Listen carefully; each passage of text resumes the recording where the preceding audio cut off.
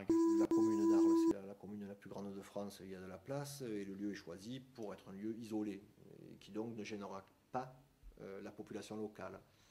Ce qui n'empêchera pas la municipalité d'Arles de l'époque de voter une protestation contre l'ouverture du camp, non pas pour des motifs qui seraient des motifs très nobles, que c'est pas bien de créer un camp d'internement pour des nomades, et même un camp d'internement tout court, mais non pour des motifs de gêne, c'est-à-dire que ça risque de perturber l'activité agricole, et les gens vont vivre dans l'insécurité, et bien sûr la valeur des terrains va diminuer. Alors, ce qui est intéressant, c'est de voir des choses qui n'ont pas existé. C'est très arboré, il y a même des gens là qui se promènent. C'était pas ça du tout. Quand on voit par exemple l'église, et le presbytère, et la place de l'église, enfin, ça n'a jamais existé.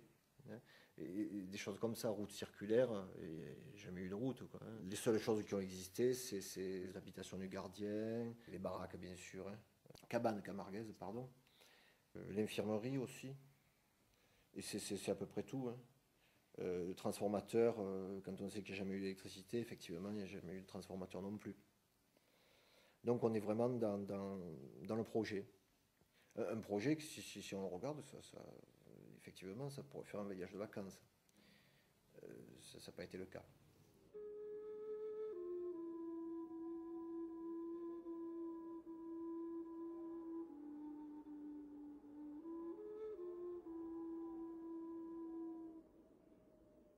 On a fait miroiter que ça allait être quelque chose de merveilleux. En vérité, le camp des Saliers a été une bonne partie monté par ceux qu'on a déportés sur les camps.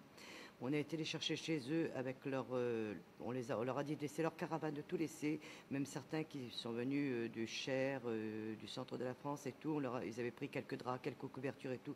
Ils disent non, vous n'en aurez pas besoin. Sur la route, on les a fait jeter. Ils sont arrivés là avec toute leur famille, avec pratiquement plus rien à eux. On leur a demandé de finir de construire ce genre de baraquement.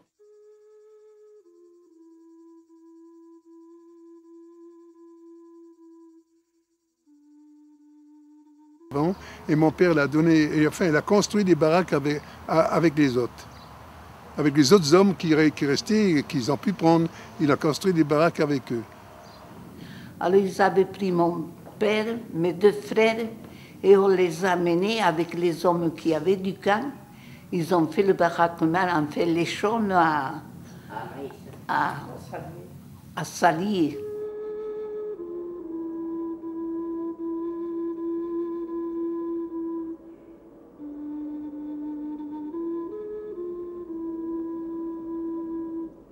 Mais un bon jour, moi je languissais de voir mon papa et ma maman, mon papa et mes deux frères. Alors je dis à maman, écoute, j'en peux plus. Je vais aller voir le papa et mes deux frères. Et on a pris le train à pied, on a fait de Salier, on a été à Arles, en courant, en se cachant. Et on a pris le train. Et on est parti. On est parti et on est rentré la nuit, c'était nuit. Alors le colonel Pelé, il nous a fait rentrer au camp. Mais le lendemain, à 6 heures du matin, c'était l'appel. On s'était présenté au camp. Alors quand il nous a vu, il a dit, Monsieur Campos, ils ne peuvent pas rester là, ni votre fille, ni votre dame. Ils nous ont pris le lendemain, ils nous ont ramenés de nouveau à Rivesaltes.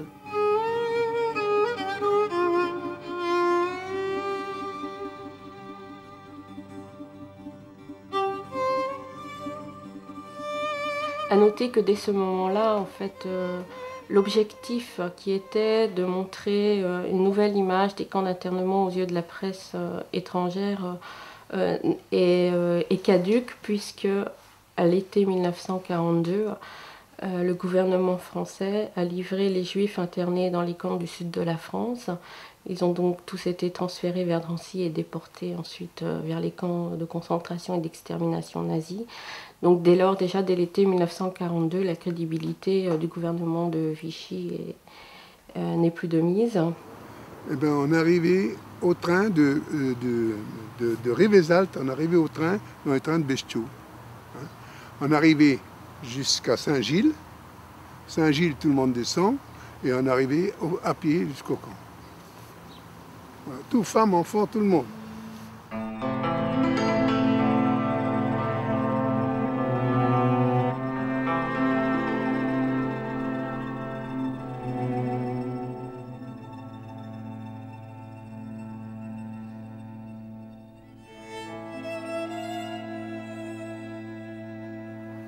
Eh bien, là-bas, il fallait attendre. Maintenant, tout le monde était là devant le bureau. Il y avait le drapeau qui était là.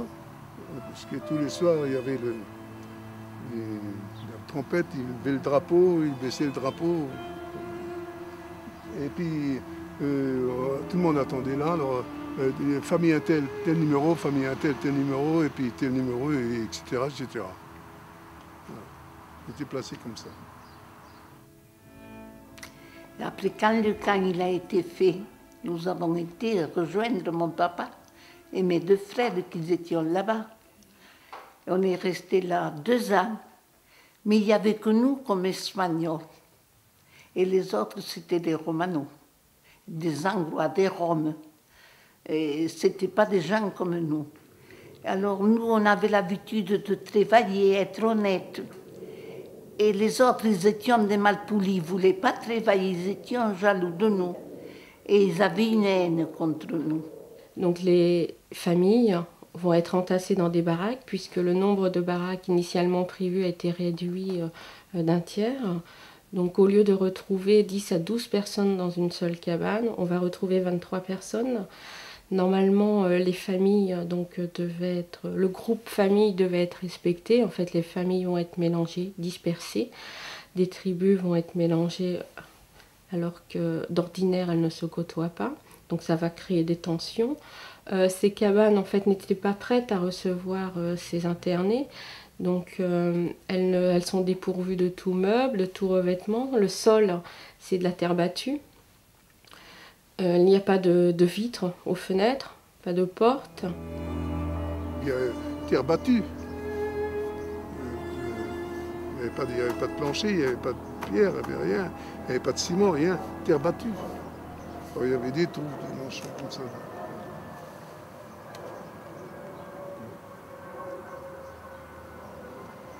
En arrivant au camp, il y avait 2 portes. Les portes, ils sont ouvertes et on a été dedans. Et on a vu tous ces pauvres misérables là, on a vu du pain. Ils ont couru tous sur nous. Ils disaient maro, maro, ça veut dire du pain. Voilà. Alors on a partagé ça qu'on avait. Et puis après, ils nous ont fait aller dans les petites maisons, les baraques. Des petites maisons comme ça, avec des petites croix dessus. Et croix, je sais pas, ça voulait dire peut-être que c'était catholique. Il y avait des petites croix sur les petites maisons en plate, et puis de la paille en haut, vous voyez. Et là, ben, ils nous ont fait travailler. On était maltraités. Les petites maisons de la Camargue, voilà, c'était ça. C'était, j'ai fait, je sais pas moi, 2,50 m d'auteur. Et il y avait une croix au bout là, vous savez, pour faire voir que c'était la Camargue.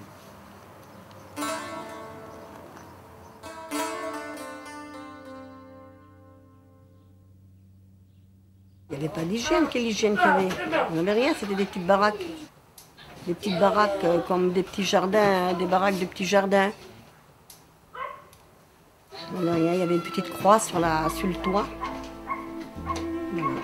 On était mangés par les moustiques.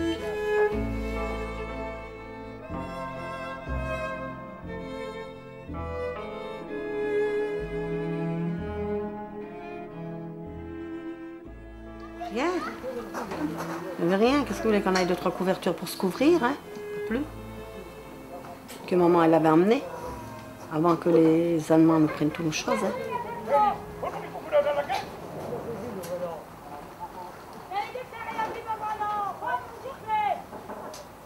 Hein. Tout de suite, les conditions sont des conditions très, très, très dures et très pénibles. Le camp n'est jamais fini, en fait. On a vu tout à l'heure des plans qui montraient des projets de baraques. Ces baraques n'ont pas été construites, et des projets d'équipements collectifs qui n'ont jamais été faits. L'école ne sera jamais ouverte, l'eau n'arrivera jamais, l'électricité n'arrivera jamais, l'assainissement ne sera jamais fait. La conception des baraques, les cabanes camarguaises, comme il disait, fait qu'elles sont inchauffables. Et on est dans une région où il peut faire très très froid. Alors la Camargue, qui était théoriquement une terre d'accueil pour les Gitans, en fait, était une terre très hostile. La Camargue, c'est un lieu glacial l'hiver à cause du Mistral, et toujours très humide. L'été, très difficile aussi avec les moustiques. Enfin, je veux dire, c'est vraiment un truc, faut y vivre pour le voir, mais ça revenait très souvent dans la bouche des internés, le fait ça te fait littéralement dévorer l'été par des insectes, et puis tous les problèmes d'hygiène. Pas d'eau courante, problème d'alimentation. On a tellement eu faim à cette époque-là, malheureux. On n'avait pas de vêtements, rien du tout. Alors il y avait une pompe. Donc pour avoir l'eau, il fallait pomper 1 heure, chacun son tour. Vous voyez, il y avait un petit morceau de bois sur cette pompe-là. Il fallait faire comme ça, cette pompe. Après, une fois que l'heure était passée, c'était une autre qui venait. Voilà, chacun son tour pour le camp, pour l'eau.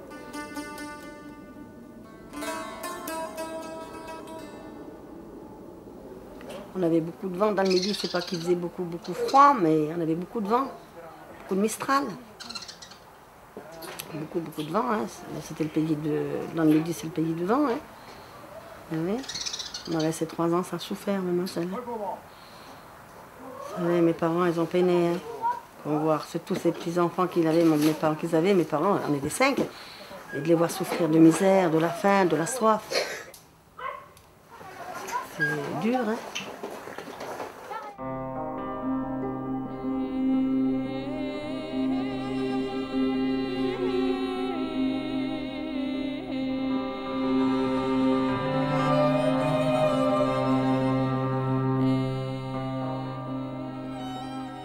On n'avait pas un répertoire pour manger. Ils ne nous donnaient pas. Avec une petite casserole, on nous donnait une louche des épinards, pas même ça, l'avait plein de sable. Une fois même, on a trouvé un rat. Avec un rat, vous vous rendez compte? Il y avait des gens pleins de poux. On avait des couvertures de régiment. On n'avait pas un bout de savon pour se laver. On coupait des morceaux de couverture pour se faire des sandales. C'est ça qu'on nous tenait bien dans les camps. Pourtant, ils prenaient de l'argent. Hein? Ils prenaient des millions et des millions à ce moment. Les gens, ils étaient bien soignés, les gardiens, les infirmières, les docteurs.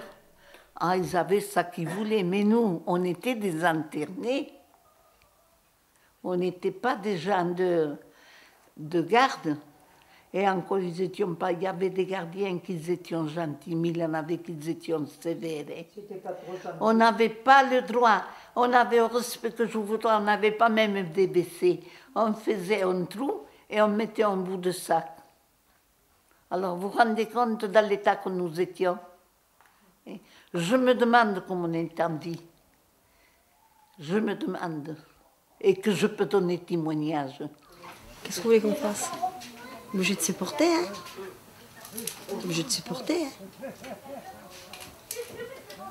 Il y en a qui mangeaient de la saloperie, des rats, des serpents. Eh ben nous, on n'en mangeait pas parce que ma maman, elle voulait pas nous donner ça, mais on avait une petite boule de pain, 2-3 tomates vertes que mon papa, quand il allait avec les camionneurs, le camionneur, il appelait mon papa, et puis voilà, ouais. On n'avait rien du tout, hein. Les colis la famille qui nous envoyait, nous ne les donnait pas. Voilà. C'était pas gai. Celui-là qui était bien malade, au respect que je dois, il a tapé la dysenterie par les machins qui nous donnaient à manger. Il a tapé la dysenterie, puis allez.